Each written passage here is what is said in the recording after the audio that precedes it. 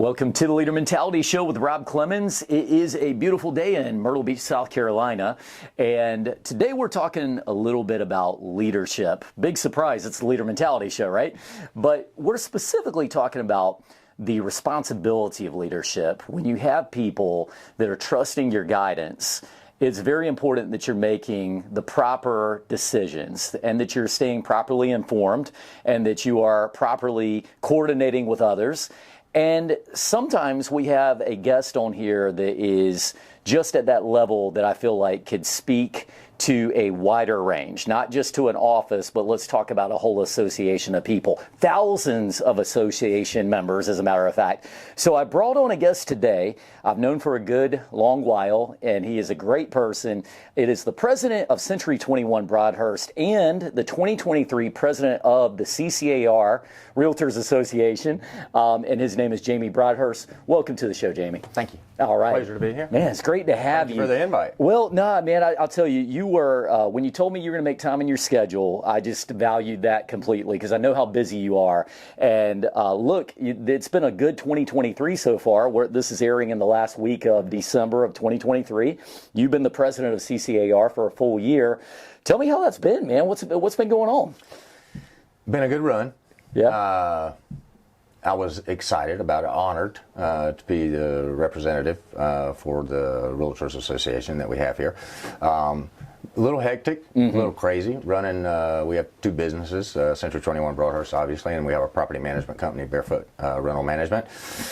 You throw in CCAR there with 4,500 real estate professionals throughout Horry and Georgetown County. A lot of time, a lot of dedication, and a lot of learning and experience and meeting great people. So it's a lot of realtors. I mean, 4,500. It is. I don't know what the numbers were from years ago, but compared to 2010, where do you think we were as an association 15 years ago? Was it 2,000 members? I mean, have we doubled in this time? Probably haven't doubled. We were probably at 28, 3,200, something of that nature. Yeah, boy, I tell you what, everybody jumped in on it, but it's a huge undertaking. And one thing that I think that people sometimes don't realize is you're elected into that position. I mean, your peers choose you to do this, and then you're ratified by the association. So it's a high honor, but it's also a lot of your personal time. I mean, you are literally giving back a ton of time that you could be spending on your personal business making profits, but you're doing something different. You're saying, this association matters so much to me that I'm going to take the mantle and I'm going to guide us in the right direction. So, I mean, it's always impressive to me. Was it a bigger job than you thought it would be, or was it just about right? Well, it was a little bigger. Yeah. I had kind of come through the ranks. I'd been the vice president the previous year. Sure. So you could think that set the tone a bit. There's a little more time and a little more obligation with the presidency. Lots of travel. Which are all great things. Sure. But it is, like you say, it does take away time from your family, from your business, et cetera. But I think you have to you have to believe in your industry. You have to know and understand the job that you're doing and the things that you're doing are for a bigger cause, not just for you. I don't know that I need titles. I don't know that I get that excited about titles. I like to think that we're doing things and we're going to better the association. We're going to better the lives and the businesses of all members of the association, and that's our goal. Man, that's awesome. And I want to talk a lot about that today. I mean, this is really the theme of my show. It's, your experience of driving through a whole year of guiding and doing the best you can with it. And so I do want to get into more of that. I would love to ask you, was there any fond memory that you would like to share with us from this year that you did that really kind of spoke to you? Well, there have been quite a few, actually. I went with my wife, actually. We got to accompany a group from here, and we went to Cannes, France. Okay. We were in France trying to recruit businesses to come to our state, come to our counties, invest their money, help grow our economy. That was very enlightening. Man. That sounds like a hard job going to France and all that, Jamie. Very difficult, very challenging, especially at night around dinner time. Do I have to? Yeah. Right. We spent a lot of time in D.C. over the course of the past year, Yes. Lobbying, advocating for property rights, for home ownership. We spent a lot of time in Anaheim, in Chicago. We've been throughout the United States. We've been heavily involved from a political perspective. Wow. Trying to drive home the message about how important it is, the American dream, how Yes. important home ownership is, how important property rights are for people. And I'm also a member of the South Carolina Community Alliance, and in that role and responsibility, we also see a lot of infringements on people's property rights, not just in South Carolina, but throughout the country. And so those are things that we dedicate a lot of time and energy to. Well, you know, what an amazing thing to do, though. And sometimes and you can't blame anybody because people just don't know what others are up to. But when you start off as a realtor, you have that very internal goal. It's like, I just need to get some leads and I need to do these things. And as you develop and you start to see a little bit more of the importance of regulation and not over-regulating and all these things, by the time you get up to a position like yours, now you're looking at what rules are being placed out there that may make owning a home unattainable for a large part of the population. And that's what you have to do on that lobbying side, right? That's where our focus is for the most part. There's always things. I mean, we look at our marketplace today. We look at the impact of short-term rentals in every community across the United States, in particular communities that are touristic oriented, somewhat like ours. Sure. The economic impact of short-term rentals in our communities is mind-boggling. There are lots of people that are very contrary to short-term rentals. Now, I believe there has to be a balance, but I don't think you can run a stamp across the county, across the community, and say no short-term rentals allowed. Right. There has to be some type of regulation, but you can't just put a stamp on it and say, hey, we're not going to have short-term rentals anymore. I think that's a detriment to the people that purchased the property in the first place with the premise that they could do so. And you're going to wind up losing a lot of money within the economy of your community as well. Yeah, for sure. So. You know, when you talk like that, I think a lot about something that we talk about for years, you know, the highest and best use of a property, right? And then we also talk about owning property, you know, the right to own a home. And there is that balance. You can't be too far over on one side or the other because a lot of times people are saying, you know, I don't want some renter coming next door and raising heck, some short-term renter who's not investing in the community. But by the same token, you don't want to just put a blanket over every single bit of the county and say you can't do it at all, you know. So that would be interesting one to hear what that looked like as you're going through those negotiations. Yeah. Well, and I think a lot of ours, we have a CCAR, Coastal Carolina Association of Realtors, they have a fantastic staff. That's why it's so easy. You can come in and be a president for a year and leave because they stay. And so they're the ones that do the heavy lifting. I think probably one of the biggest things that I took away from this year was the amount of preparation that they do in assisting our communities and assisting our political leaders with data, with information. What is the impact of short-term rentals? What is the impact of home ownership? What is the impact of, we talked about it a little bit earlier, impact fees. Yes. Yeah, sure. How is this going to impact our community and how is it going to impact homeowners? They never miss a button on the things that they're trying to help us accomplish and the things they're helping us provide with information. And that's data and information we can share with our mayors, we can share with our city councils, our county councils, and it provides them insight and helps them make better decisions. You know, it's funny that you say that. I totally agree with you. A lot of times you have people lobbying for and against everything, right? Yes. So we have to lobby better. And for the viewers who aren't heavily into the real estate, the home building side, of course, I've been on the home builder side and the realtor side, not as heavy as you have, but spent a lot of time on the home builder side. And I can say that there are a lot of great reasons that building a home is of value to an area. Every time you build one home, stats say that's the equivalent of creating 3 full-time jobs during the year. That's pretty awesome. You look at it as, if I'm a legislator, I'm saying we created 3 jobs for every single home built. That makes me feel good. We created some better property tax income when I put a home on that lot versus that lot being blank, and so on and so forth. It goes on. But we do have to get those stats out there. It's important, right? It's extremely important. Well, it helps everyone make a better decision. For sure. I think people lose sight a lot of the times as well, especially under the Realtor title. Yes, I'm a Realtor.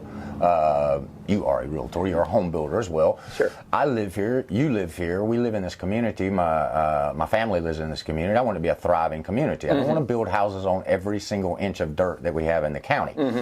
Yeah. It has to be done, regulated, has to be done to meet standards. But you can't eliminate building as a whole. And so when you're talking about those balances back and forth, I think that's extremely important. And to know the data and have the information to help you make the best decisions, I think that puts you in a better position. I love that. And one thing about South Carolina, for sure, you've got Greenville's a pretty high popularity area, Hilton Head, Charleston, Myrtle Beach. Have you seen some of these stats showing how many people are coming down from this area, from the northern areas? It's almost like a max exodus out of places and coming down here. No, Horry County is actually the largest incoming county we have in the state right now. Wow. So unbelievable. Wow. Well, that made your job extra big this year. Well, I'm going to switch gears with you a little bit here. When I first met you early on, and we're going back years, we've known each other for a while. You don't have to tell people how many years ago. Well, a couple of young guys like us, it couldn't have been that long, but no, I will tell you, we used to talk about Dragon Boat a little bit. And are you guys still doing that? We haven't done it in a while. Yeah. We'll probably get back to doing it again. It's a fantastic event. Actually, the last time we did it, we won. Yeah. Our segment, we won. Actually, the Realtor segment of the competition, we did win, but it's been a couple years since we have been involved in it. Have you been practicing just in case you have to get back out there? Get out in the backyard? I promise you, I will be practicing if I get back out there. It's a lot of work when they tell you you're going to be going for 60 seconds from this point to that point, and most guys, you work out a little bit. You're thinking, I got that. That's no problem, and then you do it. You're going to be sucking some wind. That is a wind-sucking 60 seconds. I would agree. Yes, it is. Well, Jamie and I were talking about it a long time ago, and I remember, we talked about some of those national teams, right? These national teams get out there,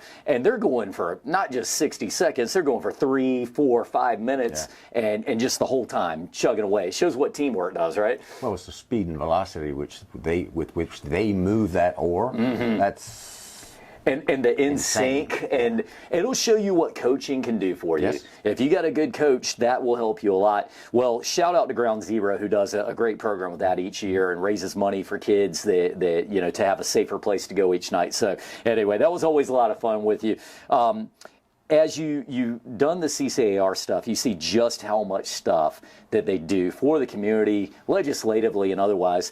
I love something you said a minute ago, and I'd love you to expand on this a little bit if you could. In our modern society, there are stats that show how people feel about realtors, right? Real estate agents, but realtors, and there's almost like that bad rap they get. What would you say to the person out there that's like, car salesmen, realtors? I mean, what's your response to that? Well, I can't speak to car salesmen. I'm not taking on the car industry today. Right. I don't think people know. I think realtors within our community are. And I don't want to spew stats that are incorrect. So I'm of the idea that realtors are about 40% more involved in their communities, from sharing their time for free, doing things for non-for-profits, doing things for the community at large, than non-realtors are. I know how much all of our members are involved within our communities, whether that's cleaning the beaches in Garden City, whether that's helping out with Meals on Wheels, whether that's helping out with the Boys or Girls Club. We have a tendency to want to be so involved in the community. I personally feel it's an obligation. I'm from here, was born here, raised here. The community's been extremely good to myself and my family. We always strive to do as much as we possibly can to give back to the community. I think sometimes our message may not be as loud as maybe it should be, or maybe we're not as great at getting it out there, or maybe we just are okay not getting that message out there. Because I don't think we do those things for publicity. I don't think we do them for recognition. We do them because we genuinely want to help the people in our community, and we are genuinely invested in our communities. Well, you see, I think that's a message that we do need to get out there. And the reason I say that is sometimes people have almost like a reputation that precedes them. And sometimes people are looking at realtors and they just want to make money and all this stuff. And really, I found that your professional realtor, your absolutely typical realtor, really just wants to do the right thing. They want to get out there. They want to help put you in the best home for you and your family. I've got an intern right now working for me that wants to get into real estate for a career. And I said to her when I was looking at bringing her on, I said, "Why do you want to get into real estate? I'd like to know." And she said that she had a moment in her childhood where there was a real estate agent working with her family when they needed a home. And she said that real estate agent, realtor, in that case, had shown such kindness and such care in helping her family find the right thing. And it stuck with her to the day that she wanted to be a realtor when she grew up. That's the story we need to tell. And I love it that you said the thing about the stats, because the ones I know that are really committed to this industry, they are out there doing the beach sweeps. You and I have been out there doing the beach sweeps and giving back and raising money for kids and everything else. So that's a powerful message. Yeah. As far as yourself, tell us about RAFT a little bit, just because I think that's another great cause. RAFT, fantastic cause. It's the Realtors Assistance Fund Trust. I'm actually the chair of RAFT. We raise money. Our big event for the year is our golf tournament. That's our biggest event. We have others. We provide financial assistance for our members who happen to be in medical difficulty, financial difficulty because of medical causes. I think a lot of our members, maybe we don't communicate to our members enough about it because we don't want to keep all the money. We like to give them as much away as we can, but sometimes I don't know if we're doing as good a job as we can to promote it. Members in difficulty, because we're realtors, most of our individuals, they don't have, if they're not working, they don't get paid. If they're not out, they're independent contractors, so they own their business. When they're in difficulty, they're not working. That means they're not making revenue. If you have bills accumulating because you're having some medical difficulties in your family, et cetera, we're there. We can assist and we can help with that. And it's a great portion of what CCAR has to offer for our members. I think it's an amazing cause, and I wanted to give some voice to that because I do believe that sometimes you have to look at the altruism of people and the fact that people are willing to take money out of their pocket and put it into a fund for somebody else. You can't do anything better than that. So that's all. Well, we're going to talk some more about realtor stuff later, but before we get into it, I want to hear a little bit about how you got in this successful career, because I mean, really, I know a lot of realtors out there. Very few of them have made the impact on the industry that you have, and I mean that in the most complimentary way, of course. But young Jamie Broadhurst, 8-year-old, 9-year-old Jamie Broadhurst, were you like, I'm going to be a realtor one day, or tell us how this happened, man? No, 8, 9 years old, I was not thinking about being a real estate agent because one of my first jobs was having to go to an open house with my family and wash the dishes or cut the grass. So being a real estate professional was not high on my list of things to do. Okay. I finished college, played football in college, and the Dallas Cowboys did not draft me. Oh, no way. Delusion. By the way, what position did you play? I played defensive back in college. All right. Would you have a good 40 time and all that good stuff? Yeah, pretty good. All right, gotcha. I did, had a good 40 time.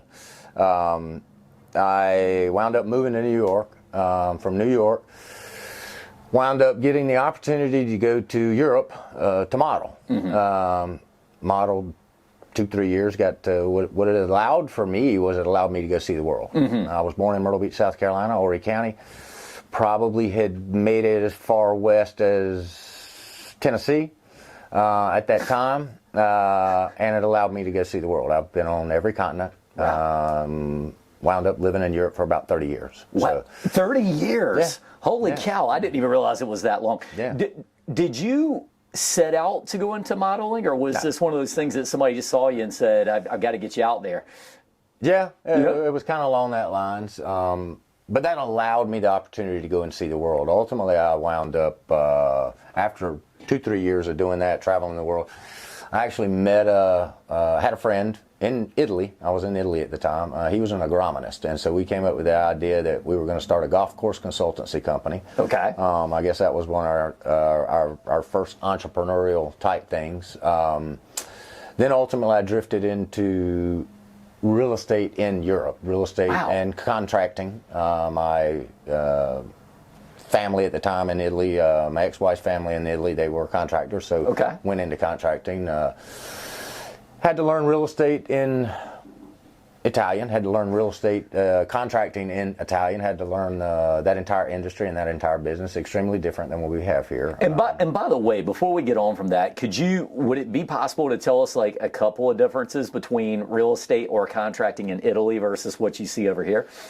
Well, the purchasing aspect for a buyer, for the consumer, is completely different. We don't have, there was no MLS, there was no certification of the fact that you're a real estate professional or non-real estate professional, no code of ethics, no, completely abstract to the way we are. Lots of FSBOs, lots of people selling their own homes. Sure. You have no market exposure, very difficult to market. I think we were looking for purchasing our home in Milan at a certain point in time. I think I had to go to 13 different real estate companies because you never know who's got what on the market. Oh, wow. So extremely difficult, extremely challenging, in particular for the consumer. Completely different experience. I ultimately was working, I had actually changed jobs, was working with a company called Rizzani Decker. They were in the northern part of Italy. Was traveling a lot. My mother became ill in 2009. 2010 she passed away, and I decided it was time for me to come home. Okay. And so I did. Came home, took over our family's firm. My father was here. My brother was living in New York. I decided to take over the firm. I remember I was talking to somebody about it the other day. I remember standing up in a sales meeting and talking to our people, and I said, I'm moving back from Italy. We're going to take over this firm. We're going to continue to be successful. This is 2010.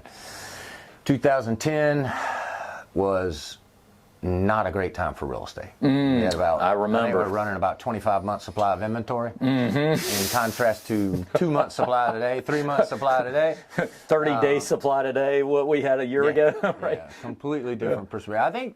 But for me, I think my ingenuineness and my lack of knowledge of the marketplace allowed me to not have fear, because I didn't understand in 2010, if you'd have told me you had 24 months of supply of inventory, I had no idea what 24 months supply of inventory meant.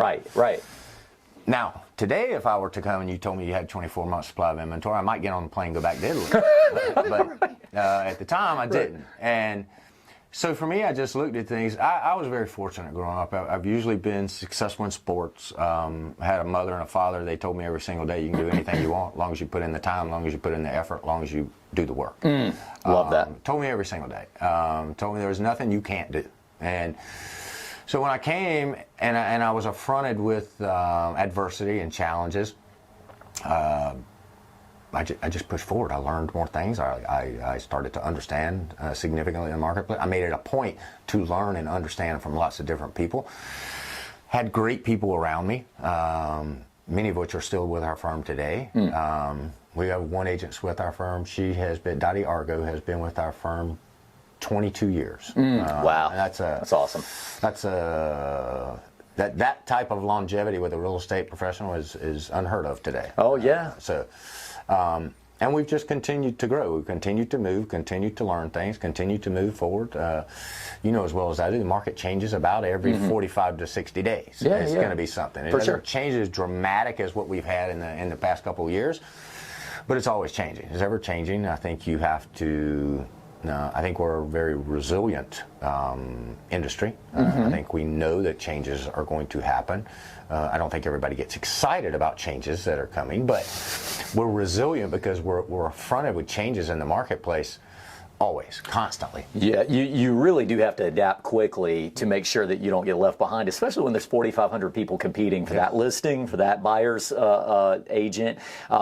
Well, let's go into that in a minute, because I do want to talk about what this year looked like for you as a president. I want to talk about a big thing that's happened recently and get your perspective on it. Before we go down that, you talked about some leadership advice that your parents gave you. They said you can do anything you want to do, put your mind to it, work hard. What other inspirations have you had in your leadership track? Are you a reader, or is there any other inspirations that have made you who you are? I do read. I don't read enough. I don't read as much as I would like to. listen to a lot of people around me. There's lots of good people in my life. I have a really good friend, Pete Reynolds. He's a speaker here within a speaker, coach, trainer within our community. Love him to death. He's been around a long time. Gives me great insight. He always brings me a book every time we go to lunch. Okay, yeah. And I have great people in my firm. I have great people at the association that I learn from. Laura Crowther, she's a CEO. Laura's she's, great. She's fantastic at what she does. I learn from her. She'll learn from me. It's always the other members of the board. They own their companies, or they're brokers and managers of their companies. I try to pull insight from me. I don't necessarily think I have all the answers. So I'm always willing to listen. I'm always willing to look at a different perspective. And I promise you I'm not always right. And you call my wife, and I promise you she will assure you of that. In fact, hold on. Your wife's on the phone right now. We're But I think we have, your experiences are great. I'm in a very fortunate position. I get to listen to my people. I get to listen to my agents on a daily basis. Sure. I watch what they do. I see how they react to things. I learn from them every single day.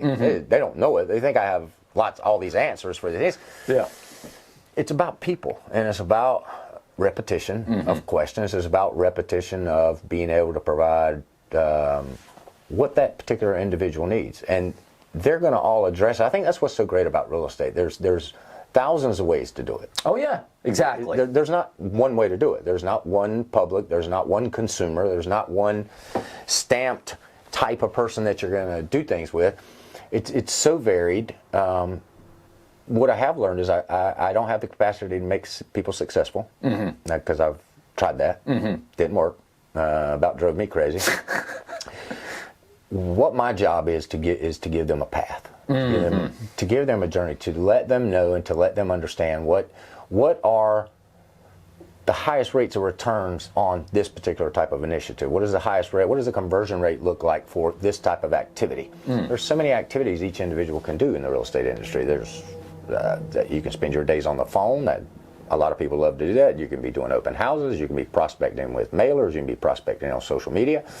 I was with a young lady this morning.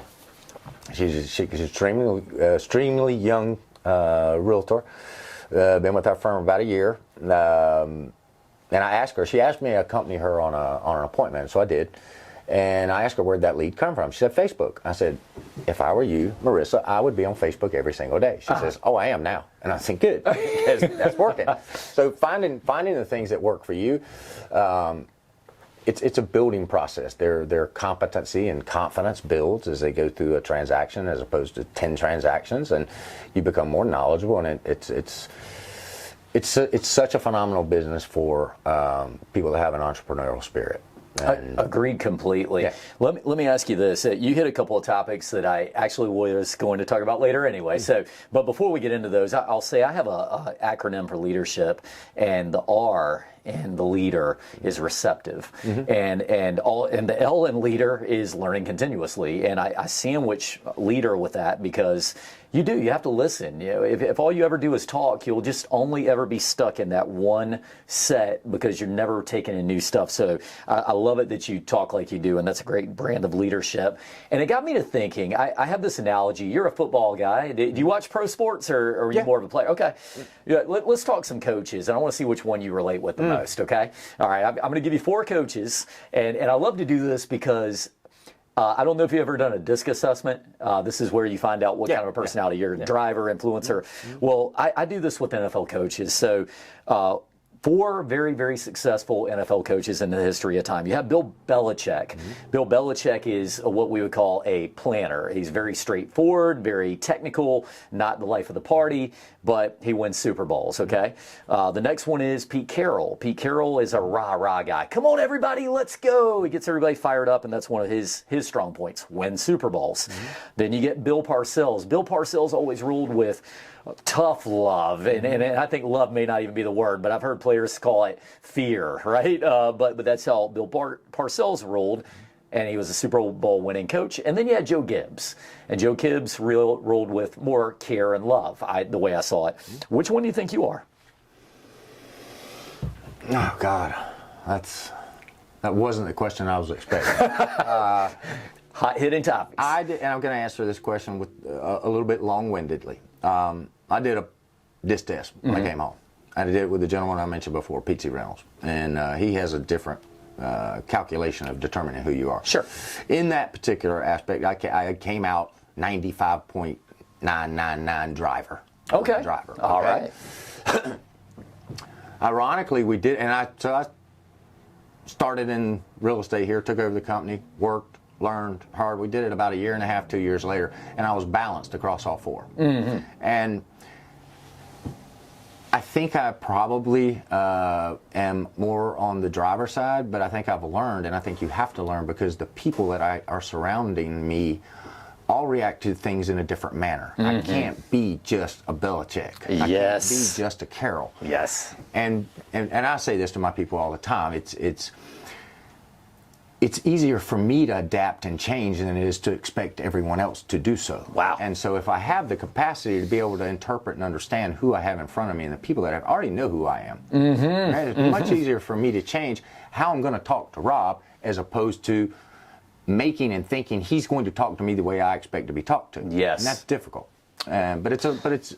It can be learned if you focus on it, if you concentrate, and if you continue to hone that skill. A little bit of it's called self-awareness. Yes, absolutely. And when you're in a leader position, and I believe everybody should be a leader in an organization, but when you're the guy at the top or the gal at the top, you do need to learn how to adapt to people. And I think some of it comes with self-awareness, and sometimes self-awareness comes with things like a DISC assessment. The reason I asked that question is Bill Parcells was a pretty big D, and it worked for him, but what we found is that if you know what you do, you can be an aware D or an unaware D. And so what I mean by that is an unaware D is running around and you're burning bridges faster than you know it because you're pushing people too hard. An aware D knows how to use that almost like a gift. And they're able to push when they need to push, but then they're also able to say, I might push this person right off the cliff. I need to pull it back and adapt. So there's a power in what you're saying here. It's almost like the opposite of the golden rule. Treat others as I like to be treated. Treat others like they like to be treated. Absolutely. How do you do that? So Absolutely. Very cool stuff. Well, that's a great tip. I'm glad you went long-winded on that for me. One other question in this, before we break into some year-end review. You mentioned a young agent, and I was going to talk about this today anyway, versus an old agent. So you got one that's been with you for 22 years. Versus a less young agent. We don't use the word old. Actually, I love the way you said that. We have a young agent and a less young agent. Okay, very good. So for the very young agent, we'll put, tell me what your advice is to them, because generationally, that's a different group, and they do things differently. What's the challenge for the young person that's trying to get in this industry?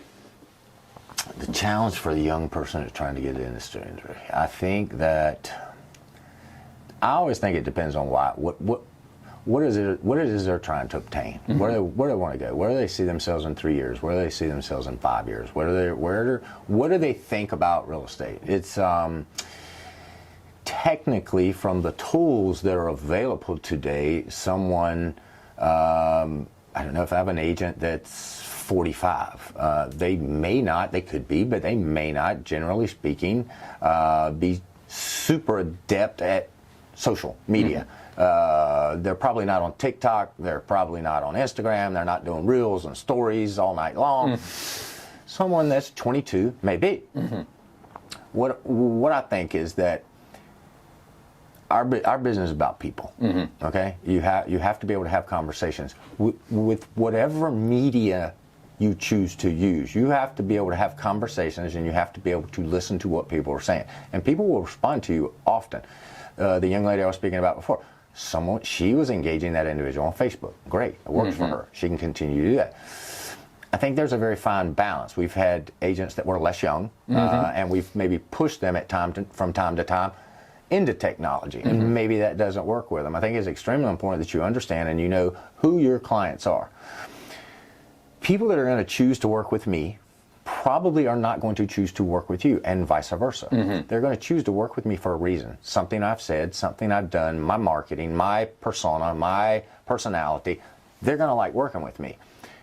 There's a whole bunch of other people that are going to work with you because of who you are and what you do. I think the biggest error that we can think is we can sit and do nothing and people will find us. You have to be findable. So That's decide right. what it is you want to do in order to be findable. Put yourself in those positions. Put yourself in that position to have engaging conversations with people. We're a many, I don't like to throw everybody in. Many of us like to talk a lot. We like to tell people how great we are and how many fantastic closings we've done and how many great listings we've had and how much money we made. I think it's important to be able to ask the right questions and know, number one, is that the person that you would like to have a journey with and represent, whether that be buying or selling. I don't know if I want to work with everybody. I'm not the right person for everybody. Yeah. Individualizing who it is you want to work with, I think, is optimal. And deciding how the experience you're going to provide to that individual is going to be a little bit different or a little bit better or a little bit unique from everyone else. So for the young person, I like where you're going there, and I agree with you completely. I feel like that in the cross, almost like to break into the generations, we have the baby boomers who are still a big part of your buying market, and we got to recognize that. Gen Xers, millennials, which you typically break into two groups. It's such a big generation. You have older millennials that act more like Gen X. You have younger ones that act more like Gen Z, and then our Gen Z group. Gen Z, young millennials, they're great at communicating with other Gen Z and millennials. Absolutely. And so what you need to do is our less young agents need to be able to relate a little bit more on the maybe the written format, and our younger ones have the challenge of doing it on the oral form. And these are just such great tips for anybody in real estate, but really anybody in business at all. Look, it's all about knowing people, communication. So I appreciate your insight there. Let's get into, for the last 7-8 minutes of the show that we have here, let's talk about your presidency at the CCAR group for 2023, a little bit of a year in review. If you don't mind talking a little bit about that NAR suit that happened recently, and the floor is yours. That's I have a very good friend of mine.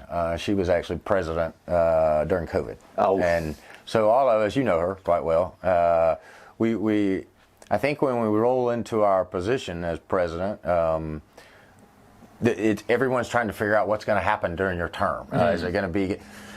I'm of the idea I got through pretty fortunate. I prefer to probably dealing with what I'm dealing with now as opposed to Rennie Dietrich when she was president, and her term was during COVID, and it's always hurt my heart because her term was during COVID, and it was such a challenge. It was a challenging time for the world. And also because Rennie puts her heart in everything she does. So, to have... Absolutely. Yeah. Bree Bender, she's our incoming president. We're going to see what the future holds for her.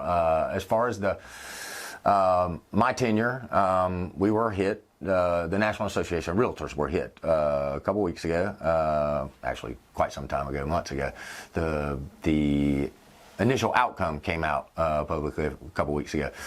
They were sued. There was a suit in Missouri. At this point, they've lost the suit. Primarily what the suit was in regards to was lack of disclosure from buyer agencies.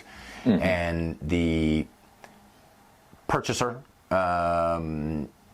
indicating that they had paid too much money for the property because of the buy-side commission was being paid through the transaction from the sell side. Sure. And they did not think that was fair. They did not think that was correct. They thought it was driving prices too high on the homes.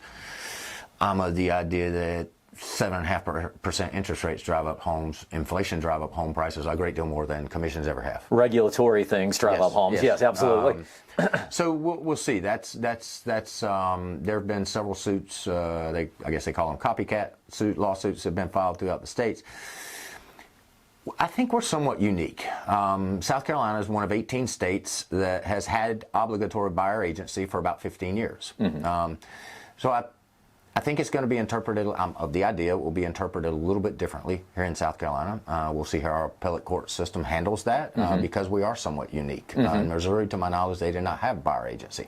So that was a completely different scenario, and it was looked upon a little bit differently. There's and this is a Jamie thought. I'm of the idea. There's a lot of great things out in the industry right now, and it's shaping and molding how we're going to do real estate in the future. It's shaping and molding how we're going to do things in the future. I think there's a big chunk of people out there in the tech world and whatever world you think, and I think they think they can do our job better. They would like to eliminate real estate agents from the equation. I'm of the idea that's probably not a great thing. I definitely don't think it's a great thing for the consumer. We've had massive amounts of properties been resold from people that bought during COVID because they came and they ran and they bought properties without seeing them. Yes. That's a challenge. It's not like buying a car. You're going to live there. You're going to raise a family there. Your spouses or people are going to have children. People are going to pass away. Sure. People are going to get married. You're going to have life-changing events in that home. And so I think it's completely different than purchasing a car, and I don't want to see it attempt to become like purchasing a car. So I agree. With the lawsuit, we're trying to keep up to date and as up to speed, but we don't want to shut down the industry, and we're not going to stop doing our business. We're going to adapt and modify, and we'll move forward. I know nobody knows the future. Do you believe that buyer's agency will still be a standard practice in South Carolina 3 years from now?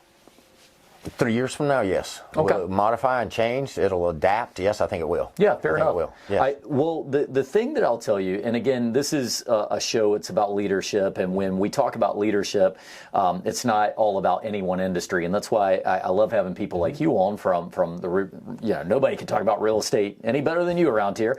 But the thing is, there are lessons in all this. We treat our customers sometimes as a afterthought. And I don't mean you and I do. I don't mean that any one business does. But when we get too far away from taking care of people, sometimes we lose the little things that make us so valuable. And you used a thing I haven't really thought about before, but it's very true.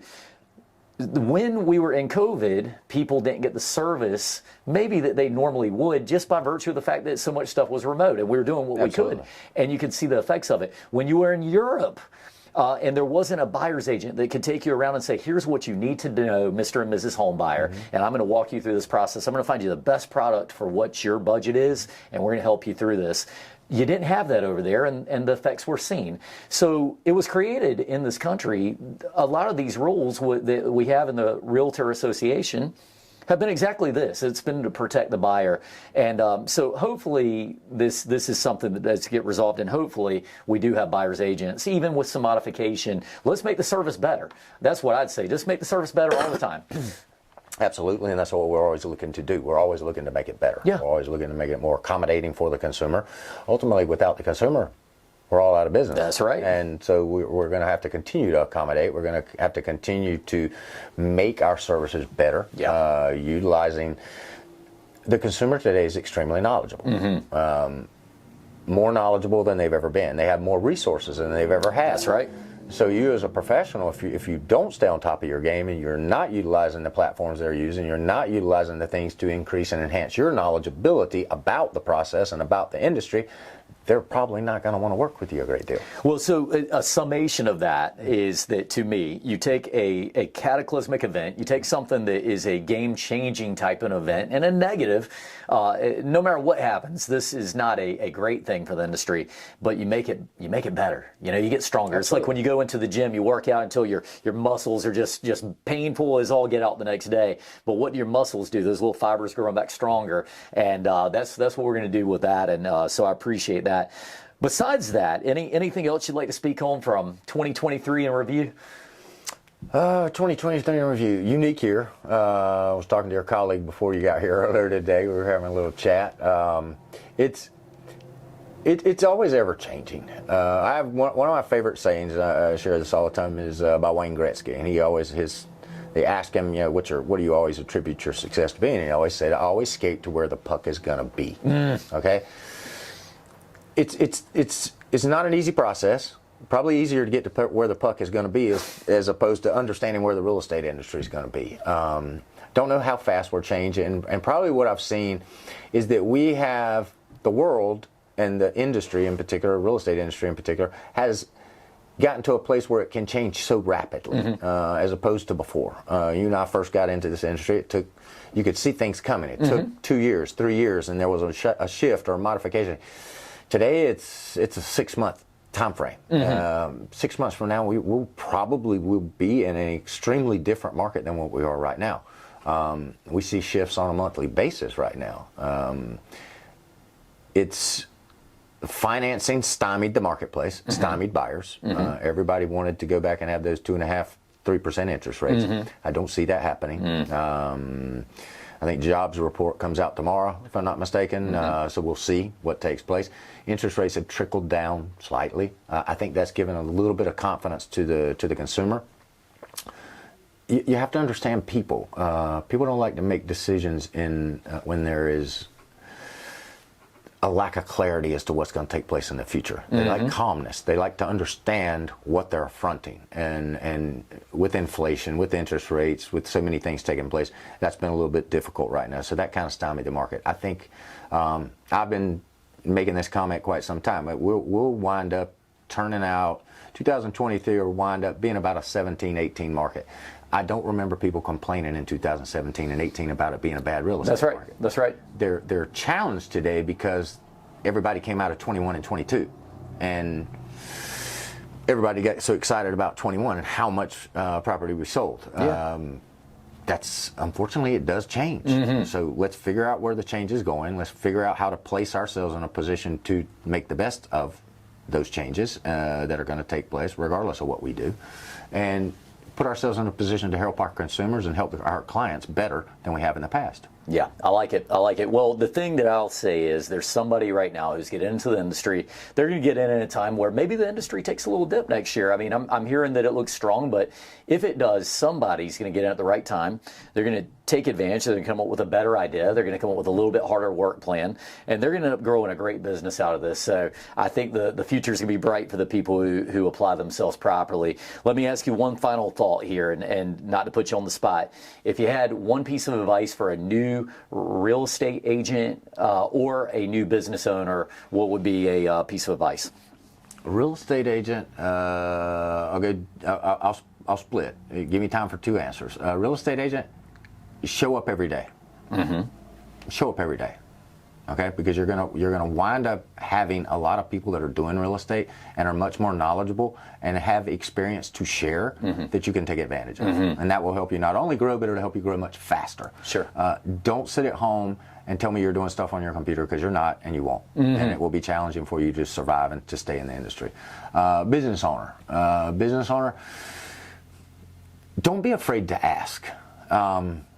We're a Century 21 franchise, so we have, and I'm not afraid to ask anybody, but I utilize the Century 21 franchise a great deal with other owners, other business owners. They've come across, done, or superseded some challenge already that I'm facing. Don't be afraid to call them and ask them, because they'll share. Successful people are always willing to share how they got there, what they did. Ultimately, it's a decision as to whether or not you're willing to do what they did. I'll ask lots of people in our community, my colleagues. We spoke about Rennie before. She's a very good friend of mine. I value a great deal her thoughts, her opinions. I don't hesitate to speak or to reach out to individuals that have been down that path before I have. Yeah. It saves you a little time. They'll share their wisdom with you. So don't be afraid to ask people. They're always willing to help you. It's a great tip for any new business owner, and I love that. I appreciate you breaking into the two sides, and I think that's a great place for us to kind of call it a show today, because I think if you're out there and you're listening, and even if you're not a business owner, surround yourself with good people. Don't be afraid to ask the question, and sometimes you just need that old phrase of iron sharpens iron. It's not just a cliche. It's a very true thing. We get better together. So, Jamie, I appreciate all the insight. Good job in 2023. Great job. And enjoy being past president in 2024. I hear that's a lot easier.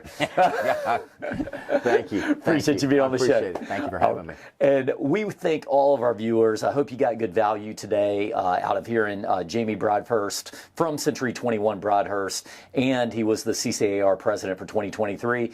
For you guys out there, go out and be your best. We sometimes have bumps in the road, but if you keep your trajectory going up, you can never fail. And for all of you listening, thanks for listening. Make sure to like and share us on social media. And also, check out the Leaders List. This is a group of the best companies with the best visions out there. So check them out on the QR code here. And until next time, we'll see you on the Leader Mentality Show with Rob Clemens.